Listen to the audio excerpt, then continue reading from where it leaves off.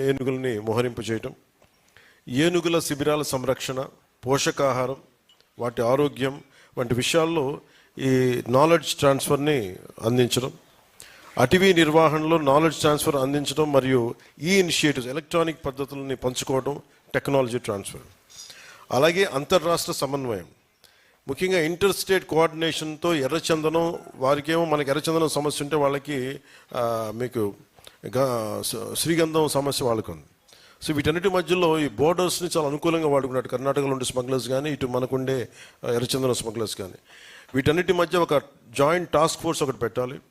అధికారులు అక్రమ రవాణాని అడ్డుకోవాలి. అలాగే నిజంగా కనుక మనకి ఇలాంటి ఎంఓయు కనుక గత ప్రభుత్వం, వైసీపీ ప్రభుత్వం కనుక చేసిండుంటే నిజంగా మన ఎర్రచందనం, అక్కడ తరలిపోయిన ఎర్రచందనం తిరిగి మనకు వచ్చేది.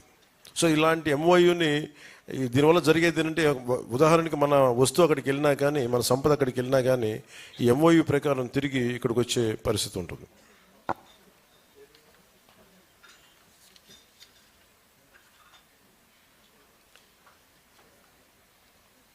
ముఖ్యంగా నేను కర్ణాటకలో చూసింది ఇన్ఫర్మేషన్ టెక్నాలజీ ఇనిషియేటివ్స్ అంటే ఎంత అద్భుతంగా ఉందంటే, వాళ్ళ ఆఫీసెస్కి వెళ్తే ఒక చెట్టు పడిపోయినా దానిని ఈ శాటిలైట్ ఇమేజరీ ద్వారా మనం దాన్ని చూడగలిగి దాని వెంటనే ఎవరైనా ఎనీ కైండ్ ఆఫ్ ఎంక్రోచ్మెంట్స్ ఉన్నాయా ఫారెస్ట్లో, ఇవన్నీ చాలా అద్భుతంగా ఉన్నాయి. వెంటనే ఒక యాప్లో తెలిసేలాంటి ఒక ఇనిషియేటివ్స్ ఉన్నాయి. అంటే వెంటనే రియల్ టైంలో మనం చూడొచ్చు ఏం జరుగుతుంది అనేది. అలాంటి టెక్నాలజీ వాళ్ళ దగ్గర ఉంది. సో దాన్ని కూడా మనకి సహకరించమని కోరాం. దానికి కూడా పెద్ద మనసుతోటి ఉన్నతాధికారులందరూ సహకరించారు. గౌరవ మంత్రి శ్రీ ఈశ్వర్ ఖండ్రే గారు కూడా దానికి మద్దతు తెలిపారు. అలాగే ముఖ్యంగా కర్ణాటకలో మనకి ఎకో టూరిజం ఇనిషియేటివ్స్ చాలా ఎక్కువ. మనకి చాలా లక్షలాది ఉద్యోగాలు కావాలి. దాంట్లో భాగంగా ఎకో టూరిజం నుంచి ఎన్ని ఉద్యోగాలు మనకు రావాలనే దాని మీద గౌరవ ముఖ్యమంత్రి శ్రీ చంద్రబాబు గారు మాట్లాడుతున్నప్పుడు మనకి ఈ రివ్యూ మీటింగ్స్లో ఎకో టూరిజంని డెవలప్ చేయాలని చాలా బలంగా అనుకున్నాం. దాంట్లో భాగంగానే వారి ఎకో టూరిజంని ఎలా డెవలప్ చేశారు, ఆ విధానాలు ఏంటి, ఆ విధి విధానాలు మాతో పంచుకోమని, అలాగే మన అధికారులు అక్కడికి వెళ్ళటం, ఆ ఎకో టూరిజం ఇనిషియేటివ్స్ని మనం ఇక్కడ తీసుకురావటం కూడా జరుగుతుంది. సో ఈ కీలకమైన అంశాలు. అలాగే మానిటరింగ్ అండ్ ఎవాల్యుయేషన్.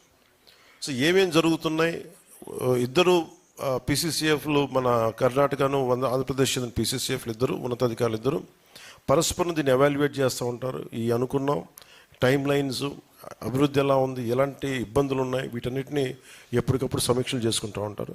అది ఈ ఎంఓయు తాలూకు సారాంశం. ముఖ్యంగా ఈ ఎంఓయుని ముందుకు తీసుకెళ్ళడానికి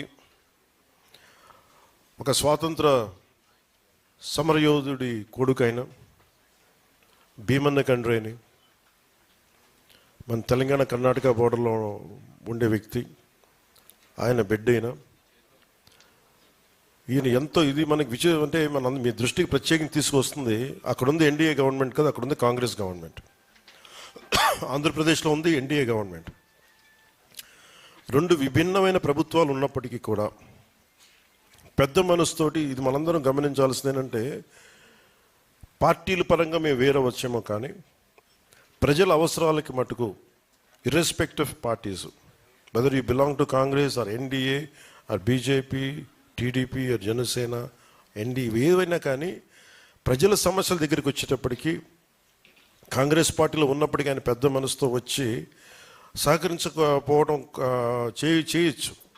కానీ ఆయన చాలా పెద్ద మనసుతోటి ఆయన కానీ సిద్ధరామయ్య గారు కానీ మనస్ఫూర్తిగా ముందుకొచ్చి ఈ ఎంఓఈని ముందుకు తీసుకెళ్ళినందుకు, అలాగే మా ప్రజల సమస్యల్ని చాలా సానుకూలంగా విని ఒక ప్రాక్టికల్ సొల్యూషన్తో స్పందించినందుకు ప్రత్యేకించి ఈశ్వర్ ఖండ్రే గారికి ధన్యవాదాలు తెలుపుకుంటూ, ముఖ్యమంత్రి శ్రీ సిద్ధరామయ్య గారికి ధన్యవాదాలు తెలుపుకుంటూ, కర్ణాటక అటవీ శాఖ ఉన్నతాధికారులకి నా ప్రత్యేక కృతజ్ఞతలు తెలియజేసుకుంటూ, దీనిని దగ్గరుండి ముందుకు నడిపించిన పీసీసీఎఫ్, మన ఆంధ్రప్రదేశ్ పీసీసీఎఫ్ శ్రీ చిరంజీవి చౌదరి గారి ఆధ్వర్యంలో దీన్ని ముందుకు తీసుకెళ్ళినందుకు ప్రతి ఒక్కరికి నా ధన్యవాదాలు తెలుపుకున్నాను. జై హింద్.